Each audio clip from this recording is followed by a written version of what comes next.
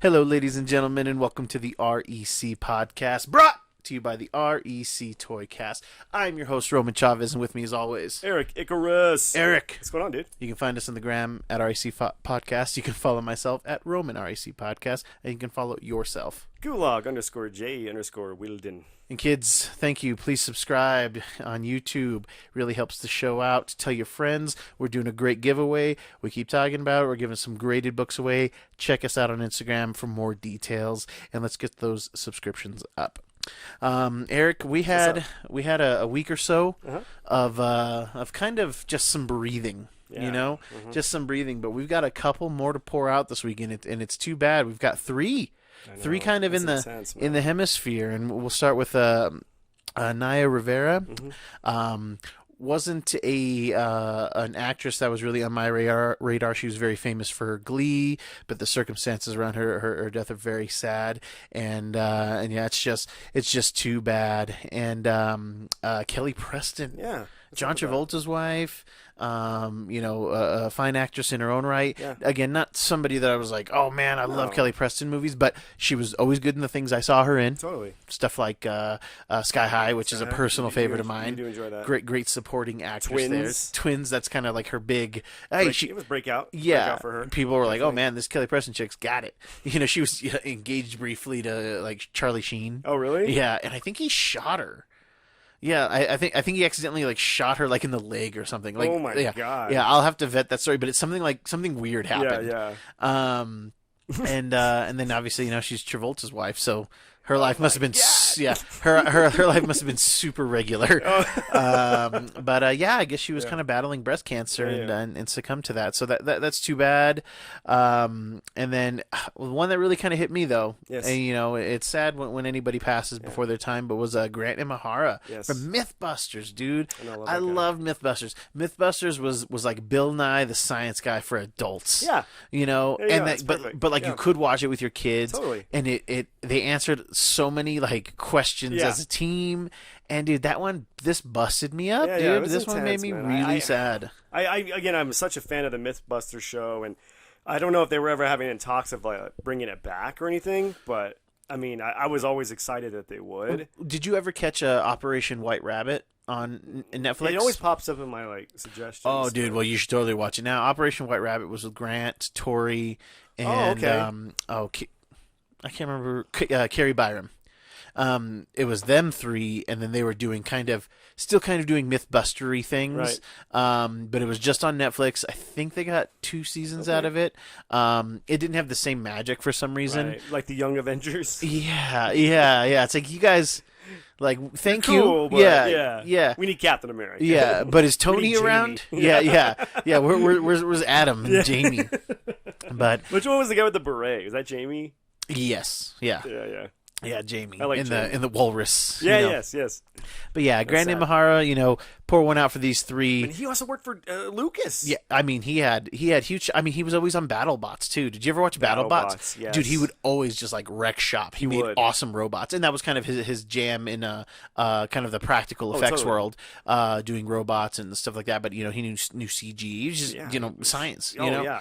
And he had an aneurysm, man, just out of nowhere. That's so scary, man. He was only 49, and that one hits close because I was a big fan of his work. Yeah, definitely. And like you said, Lucasfilm, worked on a bunch of the Star Wars movies, worked on Star Trek movies. And was Jurassic a big Trekkie himself. Right. So he's kind of in our wheelhouse. So big time, man. Pouring out. Hopefully the MythBusters crew is all good. I saw them posting about it. It was pretty sad, but we'll pour one out for those three. Yeah.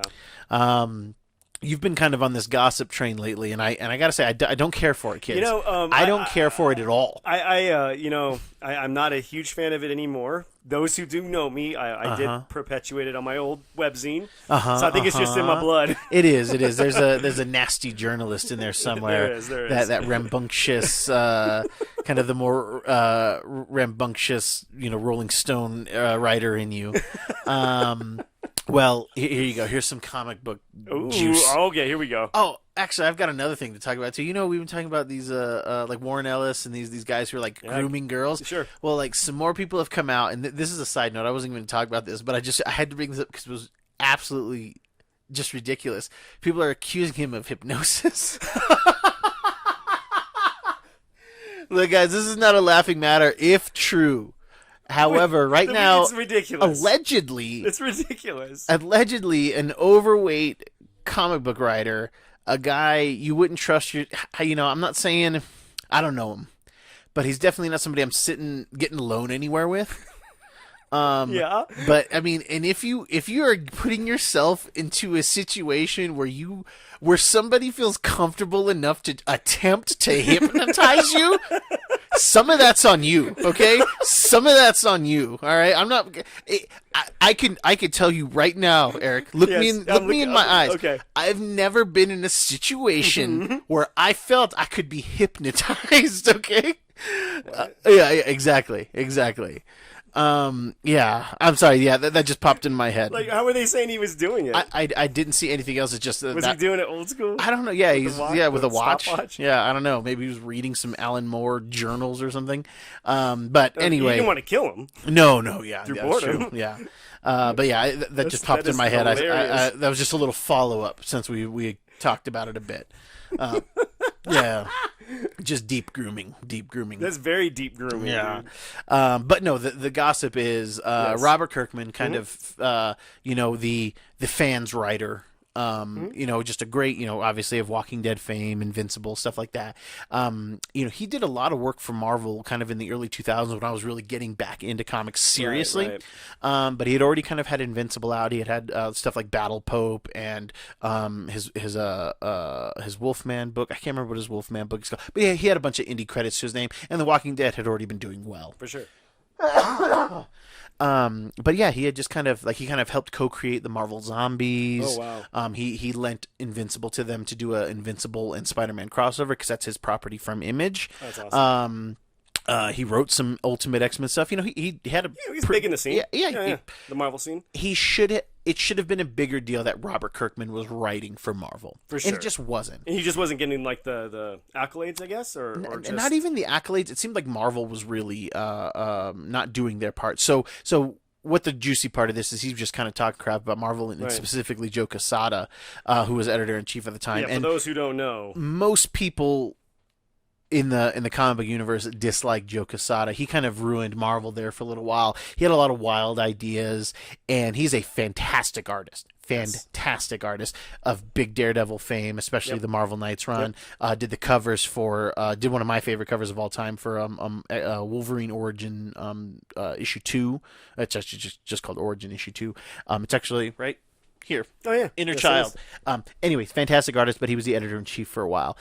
He broke up Spider-Man and Mary Jane. He did the one day. Yeah, one more day thing. So anyway, he kind of changed the landscape, but I guess Robert was saying like, man, it was hard. He's like, I was trying to hey, like this book is coming out, like let me talk about it on blogs. Let me do this. Let me do that. Yeah. And they were just kind of like, hey, we'll take care of it. We'll take care of it because at Image, he's out there. He kind of has to be his own PR guy for sure. So kind of to paraphrase him, he felt like he was trying to do a lot of work that they didn't want him to do, but then they weren't doing themselves. Yeah. And he's like, a lot of my books should have done better there. Way better. He's like, and he's like, I think they thought that I was just trying to meddle, but I was just trying to make sure this book did well, right? Because that's my business. It's just hustle. Yeah, exactly. That's what you have to you have to go out there and be your own publicist, like you were saying. And I saw this tweet because Rob Liefeld retweeted it, and Rob of Image fame, founder and all of that, and it was funny because Rob's tweet was like, and think about, this is the story that he would tell us, let's think about the stories he won't tell us, and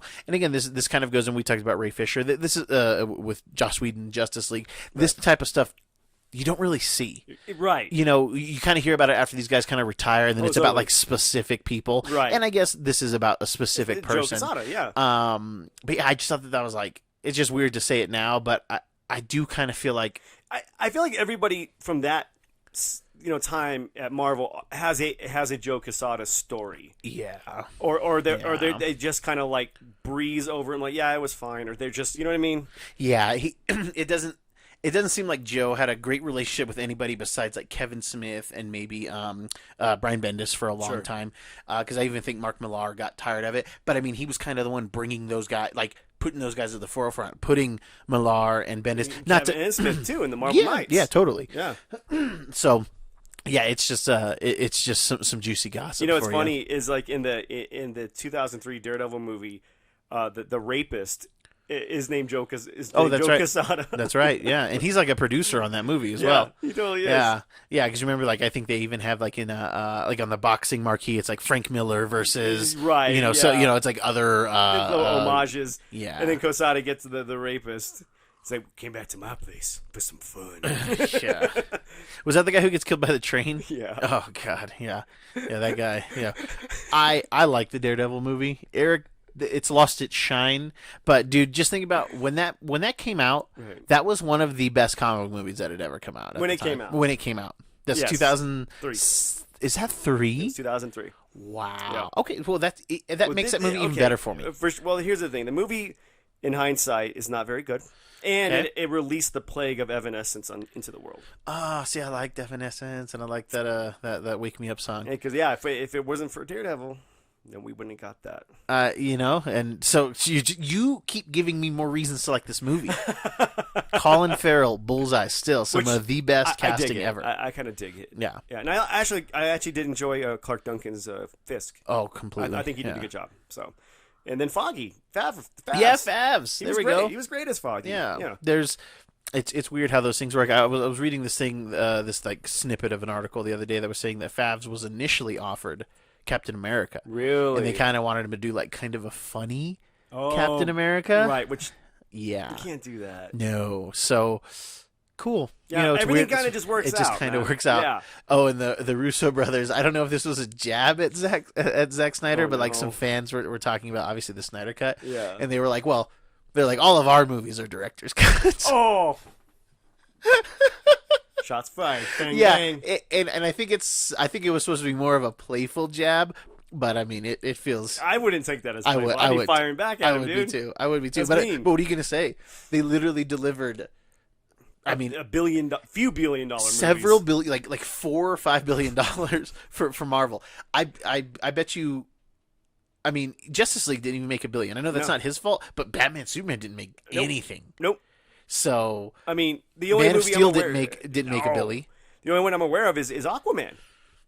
Is the only DC property that made $1 billion. Yeah. Wonder Woman was like right there. Yeah, it was like 800, 900 million. So yeah, that did. I don't. That's it. Did Suicide Squad? Nope. Suicide Squad just got close too. Okay. Oh, and then Joker. Oh, well, Joker got $1 billion. That's. I know. Yeah, we're not counting that one, kids. But that is fun. Yeah, wow, it's a lot of the world's getting crazy. It's getting a little crazy. And then now we have comic book writers and directors of comic book movies firing shots at each other verbally, of course. Part of me again wonders if this is just more COVID. Just like people being bored. Yeah. So you know what? When I worked for Marvel, because I don't think Roberts even worked for them since like 2012, maybe 15. So it's like been a while. It's been a few It's been a while, years, and it may have been something like 2010. To be honest, I don't fully. It's been remember. like a decade. It's been a while, but people are talking about it. And what I like about Robert Kirkman, and what I think he's trying to do, but he doesn't seem to be. He doesn't really present himself as somebody who's like overly extroverted, but he's kind of like a comic historian. Like this dude knows a ton. He had a show on I haven't caught it all, but it was on AMC, and it's like Robert Kirkman's like history of comics. Oh, I remember seeing previews for that. I watched the first episode because it was about Jack and Stan. Yeah, and it was great. Yeah, so good. And then he's got several more, so I need to.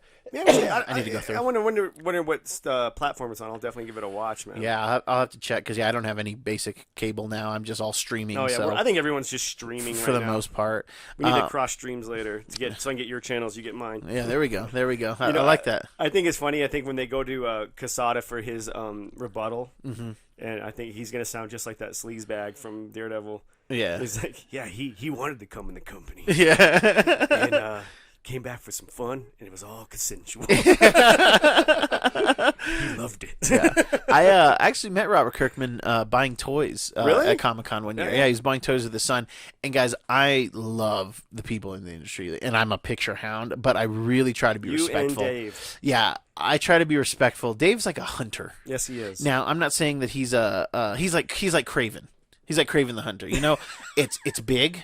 Yes. It's he wants you to know that it's happening, and he's gonna get you. Yes, he's gonna get you. You know what? And he didn't. he didn't. I was surprised every time. Oh, dude, the guy. Every time I ran into him, I was like, dude, check it out, Ernie Hudson. I'm like, the guy's like a weird. The guy's like a weird ninja. he kind of is. No, yeah, I love Dave. He's the man. I'll let a million people walk by, but when I saw Robert Kirkman, I was just like, I gently tapped him. I was like, hey, would it be cool if I took a photo with you? He goes, let me finish this sale, and then I'll come out there, and then and totally he like found me.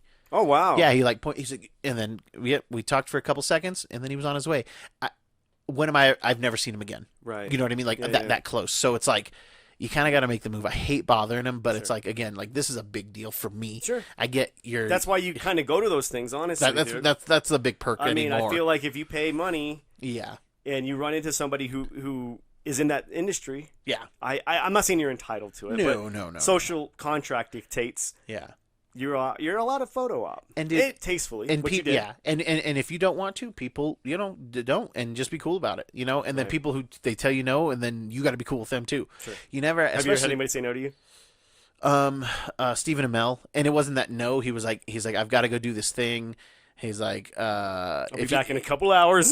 Well, he's like, if you hang around here, and then the security's like, you can't hang around here, bro. I was like, all right, whatever, I'll just go. Like, it's not a big deal. I mean, that's cool. Yeah, I get it. They get hounded by, and I'm, a 30-something bald guy. Like, I'm not some hot chick. I'm not some little kid. Sure. And that's cool. Cool. Yeah, that's cool. But again, that's their bread and butter. Yeah. It's people like us. Yeah. We go there and we do what we do. I've never been in a position where I felt like somebody was being a jerk to me. Really? Yeah. Okay, that's cool. So I've been fortunate with the run-ins that I've had. So no, that's not necessarily true, and that might be a story for another time. Yeah. Turtle. Turtle. Yeah, but I wasn't trying to talk to that guy. But we'll talk to that. We'll talk about that another time. Something that was really cool that came up this week, and it was interesting to me. I follow this guy on Instagram. He goes by @BatCaveComics.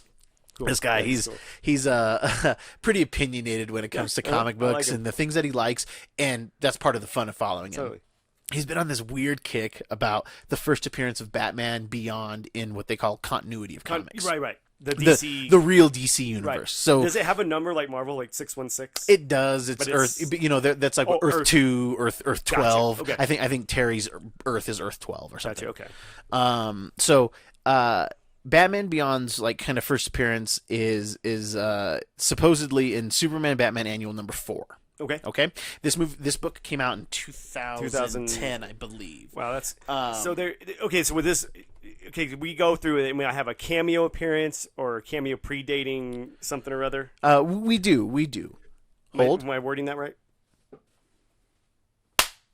All of my pictures disappeared. Oh, really? All right, kids. Sorry, we had a little technical difficulty, but I wanted to pull this up for you. So we were talking about Batman Beyond. So this cover here is for Superman Batman Annual issue 4. Right. And this is kind of what they say Terry McGinnis's first appearances. Real one. Yes. Not a cameo appearance. Not a cameo appearance, okay? And this is a cool book. Came out in 2010. Okay. Well, again, this guy Josh from Batcave Comics, he's been really hyping up, like, hey, like, this isn't right. Right. And, dude, he's right. Like, he's totally right. So there were appearances predating this one. Predating this. So, again, this is 2010. Right. Okay. This is Superman Batman issue 22 from 2005. Okay. And in this book, it's this great story. You should totally check it out. Written by Jeff Loeb, drawn by Ed McGuinness. I'm definitely checking it out. Awesome book. But in there, in this page, we have the Bizarro Superman. Mm-hmm. He goes to another Earth. Okay. And it's DC. In this Earth here is... Okay, and there he is. This is Batman Beyond. Clearly in there. Okay. Now, in this book, though, they do call him... I think they say that it's Tim. So they say it's Tim Drake. So that's like where it starts to come up. But apparently the writers or the editors made the change. It was supposed to be Terry McGinnis. Okay. And then it just wasn't. It just wasn't. Can we speculate? Was it the rights maybe, or not sure? Just like maybe they had something else. But this is 2005. Still, that is Batman Beyond, regardless. Beyond right there. And I don't have the other issues there, but then there's several other appearances where he shows up in other formats. Right. Even one more in 2010 before that Superman Batman Annual. Yeah. And it's just weird. And we've talked about this slightly before, like these cameos, because these types of things affect value. Right. And we've been talking about comics a lot lately. We're doing giveaways on some cool rare books. Big time. And so something like this, like you can still buy this book for anywhere from $3 to $8. Really? easily. Whereas the Superman Batman annual is like a $40 comic book and up. It ranged $40 to $80. Wow. So this is clearly an appearance of Terry. In a way. Well, in a way. They do of say Batman. it's Tim, though. It's true. So I think that affects the value. But then the other appearances are also of Terry and not of Tim. So it's like, it's so bizarre. Or vice versa. No, they are of Terry. They are Terry. Yeah, Okay, they are this, Terry. Is this the only time he's mentioned as They for Tim sure say Tim. in this one? Yes. Okay. And it was weird that they said it like that. And I remember actually talking to my friends at the time when Right. we were reading the book. I was Yeah, like, yeah. oh, that's weird. Why would they make it Tim and not Terry? Right. It's another Earth. Yes. But yeah, it's just funny. And some of the big ones, and we've talked about it briefly in the past, Yes. is Gambit is Yeah. another one Uh-huh. where we have Gambit appearing just on a single panel. Right. In Uncanny X-Men Annual, I think it was 14. Right. So you just see him. I don't know if you can see my laser. You can't really. Yeah, right there. So that's just Gambit standing there. Right. All right. And this comes out, I believe, in July of 1990. And he doesn't even have a speaking role. Nope, no, just that image of him is there. It's not Jim Lee or Andy Kubert drawing him. Right. But then the next month in August, I believe, is when we get Gambit's actual first, well, what is considered his first appearance. Right. It's him also on the cover. Now, even in comic collecting, there'll even be first appearance in comics and then first cover appearance. Okay. But this is like... First cover and first appearance. Yes. Okay. So when we see it on like a graded book, like on Yeah. the CGC books, on Uncanny X-Men 14, Annual 14, it says cameo appearance. Cameo that predates first appearance. This one. Yes, and that'll be for the other comic book, the Uncanny Really? X-Men 14 Annual. Okay. It's just so bizarre, and I just thought that it was so funny that that Batcave Comics was railing. Yeah, like he's really into it. Like he's even going as far as like he's selling his Superman Batman Annual 4s because he's like I don't believe fake stuff. These are lies. Yeah, it's so funny to me. But I thought it was interesting, and I guess kind of the biggest one that we talk about, especially in values. Oh, this in the this comic. is the biggie. This one is so funny. So this is Incredible Hulk issue 180. This is the last page of issue 180. This is the first appearance of Wolverine. Yes. He just shows up on the last panel. And you're Ready to jump in with the dudes, ready the to dudes. tangle. And the variance in price from Hulk 180 to Incredible Hulk 181, which is what's considered his first. This is the Grail comic Yes, of Wolverine is several $100s, Yes. and then when we start grading them, it becomes thousands of dollars Right. in variance. Yes. You buy a raw copy of this for $600-800, and it's okay. Right. But then a raw copy of Incredible Hulk 180, $300-400. Yeah. Yeah. I can even probably get a kind of a crappy one for $100. I bought a decent one for $100 Right. like a couple years ago. Yeah. But finally, the Incredible Hulk 180 is starting to go up a bit. Is it? Yeah, it is starting to kind of like catch up. Yeah. It's still not a 181, but yeah, it's just so bizarre. I mean, I always it confuses me because technically 180 is his first appearance. I agree. He has a speaking line. It's not him just standing in the background, so I No. feel like that should really be his Yeah, first he has like appearance. 2 or 3 word bubbles. Yeah. Like, it would be one thing if it was just him, like, lurking in the trees and you just Yeah. see him there creeping, Yeah, and I feel like I don't know. Honestly, I don't know who decides these things. Right. I don't know if it's CGC or if it's just the crowd at large. Right. But again, like I said, these things wildly Differ in price. value. Yeah. Like I only own one okay copy of this book, It's beautiful. Check it out on our Toycast. but I own 3 copies of 180. Yes. And I mean, just think it would tip the entire balances of the free market when it comes to comics and resellers, and it just feels like this dirty secret that nobody wants to admit. Right. Because even in that Uncanny X-Men Annual 14 for Gambit, Yes. that's Gambit on the It's page. clearly Gambit. It's his first appearance. Yes. I don't know. That one I can argue because he didn't have a speaking, he didn't have a word bubble or anything. So I'm they cool with the didn't know- cameo they there. They didn't know. They probably didn't really know who they wanted to do with him yet. He was Well, probably no, just some- it was the month before. So that's why I Okay, think he so was in clearly- there. Yeah, they okay. see this stuff before. But when you're talking about this, I mean, he straight up announces himself. Yeah, like, like, I'm Wolverine. this is my name. Yeah. He did everything but give them his driver's license. I know. And Wendigo and Hulk look like, and I'm like catching him, like he caught him doing something bad. Yeah. Wrong. Oh. Like Wendigo's like, Logan, I didn't expect you to be here today. So who's this? I did not expect you to be here Said today. we had private time. Right? Now, This cover by Yes. Stanley Lau is amazing. Beautiful. And deserves all the praise in its Yes, it own does. right. But this comic is from 2010. Right. While the Superman Batman 22 is from 2005. Yeah, So the only way I can argue it is because they call him Tim. Tim. Yeah. That's the only reason I can argue this one. If they didn't even say anything, I'd be like, that's clearly Terry. Yeah. Well, I did not do all of this work, and Josh is not the first person to do the work either. Other people have made We these brought it connections. to our attention. But Sure. at Batcave Comics, he brought it to my attention. He's funny Go dude. check him out on He's funny Instagram. He's ridiculous and a great collector. And yeah, check it out. He's got a whole post. I'll put a link to his post in the description below, so you guys can check out his hard work. I think that's our show for today. I think so too, man. We you kind of blew my mind here and gave us a lot of thought. Yeah. Because what really constitutes a first appearance? Yeah. It really brings up the question, begs the question rather. Well, I'm in my 30s, and I'm finding out that Christopher Columbus landed in the Bahamas and never even really set foot on the soil. So I don't know what's going on, okay? That's our show, kids. If you like what we're doing, please hit that subscribe button. Give us a like. Please share this. Leave us a comment. What do you think about these first appearances? Even for you guys who don't collect comics and watch the show and listen to the show, like, what do you guys think about that? Please subscribe on YouTube. My friend, do you have any final thoughts for us today? Just it's sad times for who we lost over the week. Mm-hmm. Like the Reaper took a week off. Yeah, man. And just made up for it, taking 3 people. Yeah. It's a bummer, but that's why we got these, to make us feel better. Yeah, so somewhere in the evening, what is that? The gambler broke even, man. That's right. And the Reaper comes for us all. Oh, real quick, I should have just tied this in earlier. The whole thing with the Batman Beyond thing being in comics, myth busted. Oh, man. Pour one out for Grant, man. Yeah. There you go. Kids, thank you so much for listening. I've been your host, Roman Chavez. I'm still Erik Icarus. Check us out on Instagram. Follow us on YouTube. Let's get into that giveaway, and we will catch you on the next podcast.